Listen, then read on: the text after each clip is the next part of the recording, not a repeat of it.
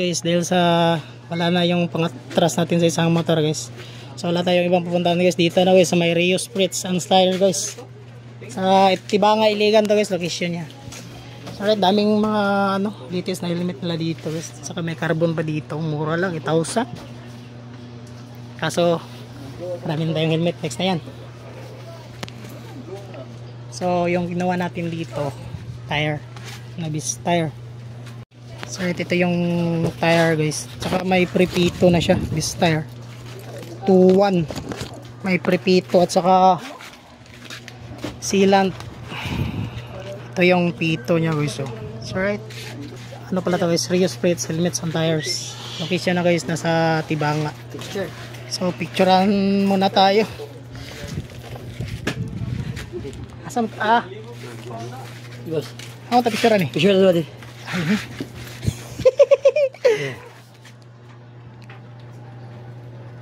Right? Balik-balik something. Something wrong. Bali ano na. Okay. Fire. Okay. So, maraming salamat, busing. Wala lang tayo, guys. Basta dito, 100% talaga safety yung motor mo. No? Sa tire. Pero pag patakbo ka naman na kinamuti, wala no. Problema mo na yan. Problema mo na yan. Pero sa tire, hindi mo idahilan yung tire kasi branded yung tire natin. This tire, Maxis, Terile. Ha? Shout out. Ang katong price. Okay lang. Sige, sila ako isa sa group chat. So okay na. Kung resibo na naman rin. Okay. Resibo. Right. So maraming salamat. Last picture sa page. Sa page, last. Page. Sa page, boss. Ha? So, shout out po sing. Shout out. Say, kay Facebook wala. Sa club ay din, shout out. Bro. Ayo. Shout out kay Dark One. Ada mong batos dire. Dito yung batos mo. Wala lang yung nakasabay ba? Sige, nagsabay. Dark One. Ay, ka disgrasya. Dark One, dire po Dark One. Bantog ra. So, ito na ta guys. 3980. Alright guys, palitan natin ng pang-Avanti natin guys, 100 70 by 17 para hindi siya malakas na takbo ba. Palitan natin si 8090 ang malaki. Ganda ba kaya ito? Laki suso.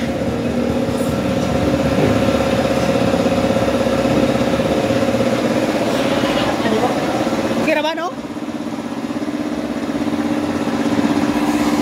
Nilakihan natin guys para ano ba, hindi naman to pang karera, pang safety sa rides ba, para kahit malaki yung mga libaong kita yung mga tatakot.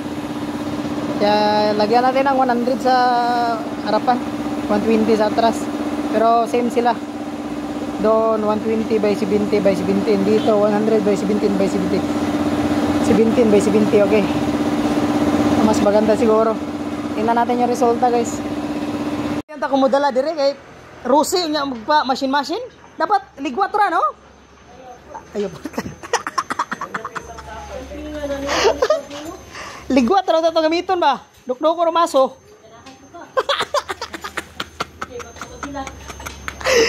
Di ka magpagagot og lang to yawa.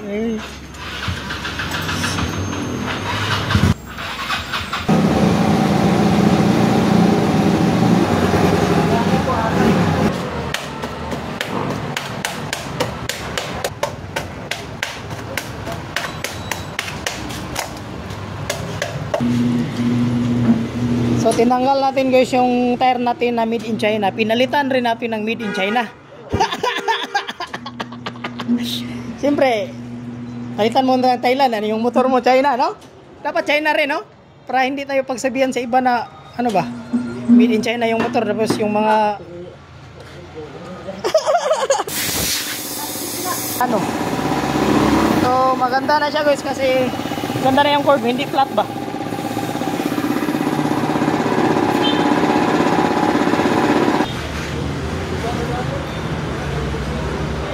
Habog na yun siya. Kaproblimahan mo ako, mo banking ko masanggyad ba? Sula na ako pa ako ligid.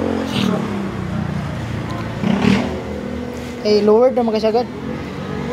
So, So ayan na guys, nakikabit na guys yung gulong natin na 100/17. Medyo tumaas na siya ng konti guys.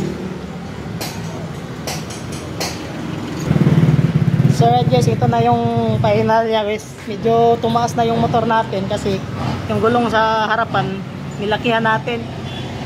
So napakastig niya, tingnan guys. This tire na 100/17/17. Right. Siyempre, mamanit. Ito yung palagi kong pinakabit ko talaga sa gulong ba. Ito yung Mio ko, siya talaga yun. Okay. Tapos na. Yung isa na lang. Lagi. So right, ride shop. Yes, ito na yung gulong ni Plus X. Nilagay na natin dito kay Swiss Mono. Kasi para dito sana yun kay Swiss Mono yung gulong na binili natin, pero mas maganda doon natin nilagay guys Plus X kasi medyo malaki yun, 100. Kaya tamang tama din to kay Swiss Mono, 80-90 sa likod para hindi masyadong malaki, hindi masyadong mabigat sa engine nya guys. Right. Wow! Guys, yung hilig ko guys, inamana ko na rin dito sa anak ko. Ginawa ng shop yung bahay namin, gagawa itong motor niya. So ayan, bago na yung gulong sa atras. Yun na nga, yung gulong ni Flash XB nilagay natin doon, tapos nilagyan natin ng 100/70/17 para medyo medyo tumaas siya kasi lower niya eh. Laging masasayad pag magbangking ka. Sasayad ba? So bagay na bagay ni Swiss Mono guys yung natin. Right end, kulang na lang ni Swiss Mono yung TRC na shock. Next week lagyan natin dito pang sniper, yung 3.3 mm na pang sniper para magiging lowered na si Swiss Mono. Right, yung dito sa harap, bago naman yung gulong nya. So yun na lang yung kulang dito guys. All good na lahat, sprocket, engine sprocket, tapos na natin pinalitan. Alright.